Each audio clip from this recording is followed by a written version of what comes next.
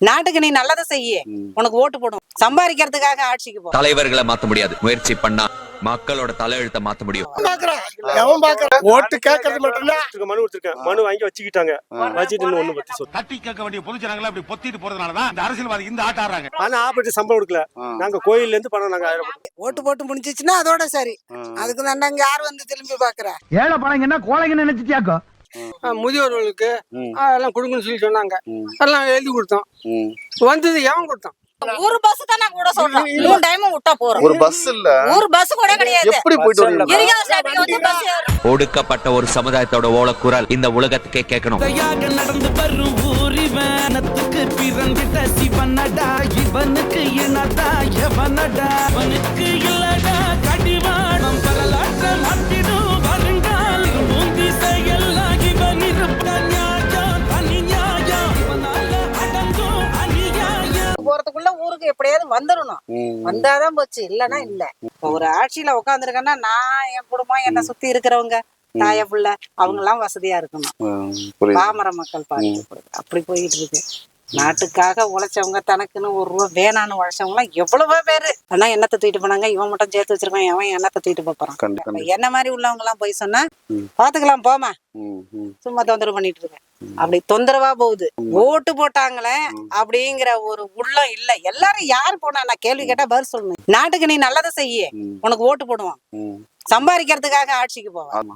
நாளைக்கு ஒரு நாள் தம்பி நிக்குது, 10 பைசா அதுக்குன்னு சேர்க்கல, எல்லாரும் ஓட்டு அங்கதான் போடணும். நீங்க நின்னுங்க, அப்புறம் நம்ம பிள்ளைக்கு இதை செய்யாம அப்புறம் யாருக்கு செய்ய போறோம்? நயனாபிரியால இருந்து ரோடு போய் பாருங்க, சுத்தமா வண்டி எல்லாம் கீழே விழுகுற மாதிரியா இருக்கு. எல்லாம் தடுமாற தடந்தப்பனா கீழே தான் விழுகணும். எல்லாத்தையும் எழுதி கொடுத்துருக்கேன், மனு கொடுத்திருக்கேன். மனு வாங்கி வச்சுக்கிட்டாங்க. வச்சுட்டு ஒண்ணு பத்தி சொல்லு. ஆனா ஆபத்து சம்பளம் கொடுக்கல. நாங்க கோயில்ல இருந்து பணம் நாங்க 1000 நாங்க கொடுக்குறோம். சொந்தமா நாங்க ஆள் பார்த்து இப்ப நாங்களாம் கோயில்ல இருந்து காசு கொடுத்தோம். முதியோர்களுக்கு எல்லாம் கொடுங்கன்னு சொல்லி சொன்னாங்க. எல்லாம் எழுதி கொடுத்தோம். வந்தது எவன் கொடுத்தான்? 10 வருஷமா வரல. பஸ் வரல எங்களுக்கு. பஸ் வசதியே இல்ல. நான் எல்லாம் ரோடு போடுறேன், உங்களுக்கு என்ன வசதி செய்யறேன் எல்லாம் பண்ணுவாங்க, சொல்லுவாங்க. அந்த ஓட்டு போட்டு முடிஞ்சது பிறகு அப்புறம் யாருங்க திரும்பி பாக்குறது? ஒரு பைப்ல கூட தண்ணி வரல எங்களுக்கு. ஊர்ல உள்ள பஸ் வரல. ஓட்டு போட்டு முடிஞ்சிச்சுன்னா அதோட சரி. அதுக்கு தாண்டாங்க யார் வந்து திரும்பி பாக்குறா? அந்த மோட்டரு கெட்டு போய் கிடக்கு. இது உள்ள ஒரு மோட்டர் இருந்தது மிவிட்டாங்க, அதுவும் கெட்டு போய் கிடக்கு, தண்ணி வரல. இப்படி இருந்தா இந்த ஊர்ல என்னங்க பண்ண முடியும்?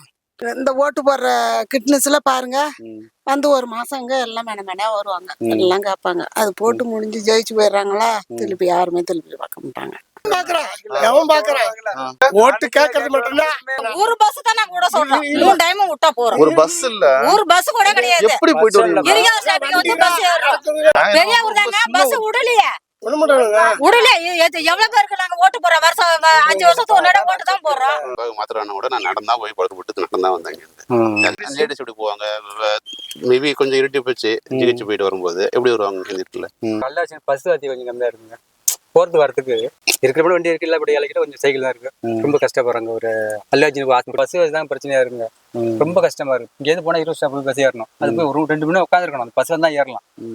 அப்படி சொல்லி இன்னும் ஒரு உடம்பு சரியில்லை, ஒரு வயிற்று வலினா ரொம்ப கஷ்டமா இருக்கும். சூப்பர் சொல்றேன். நீ எப்படி என்ன சந்திங்க, கண்டிப்பா நீ ஜெயிப்பீங்க. இதுல மாற்றமே இருக்கா? சொன்ன கருப்பு சொல்ற மாதிரி கருப்பு சாமி கும்பிடுறோம்னா வழி கண்டிப்பா நடக்கும். சரி, ஓகே, ரொம்ப நன்றி.